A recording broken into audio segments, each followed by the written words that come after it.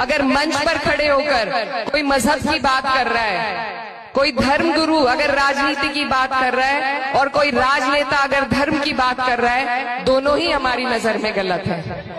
क्योंकि समस्याएं चाहे हिंदू हो मुसलमान हो, समस्या सबकी एक जैसी होती है। सभी की रोटी कपड़ा मकान बिजली पानी स्कूल हॉस्पिटल, ये समस्या हिंदू भाइयों की भी है मुसलमानों की भी है।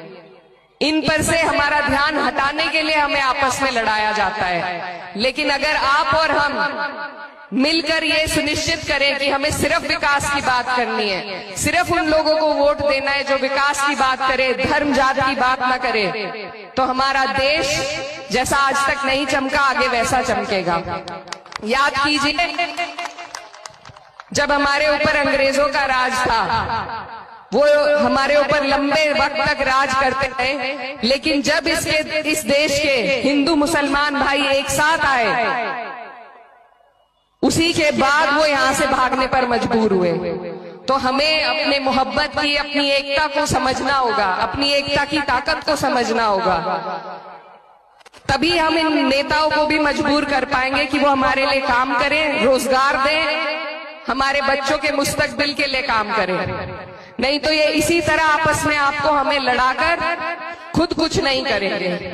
आप पूरे देश का हाल देख रहे हैं, जहां भाजपा दिक्कत में आती है वहां हिंदू मुस्लिम चला देती है।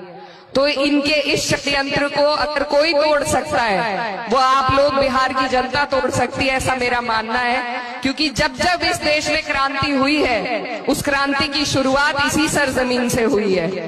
तो मेरे भाइयों, आप लोगों पर बहुत बड़ी जिम्मेदारी है कि आप हमें सही दिशा दिखाएं। आपके यहाँ से प्रत्याशी प्रोफेसर मुसव्विर आलम साहब यहाँ पर शिक्षा के क्षेत्र में बहुत काम कर चुके हैं।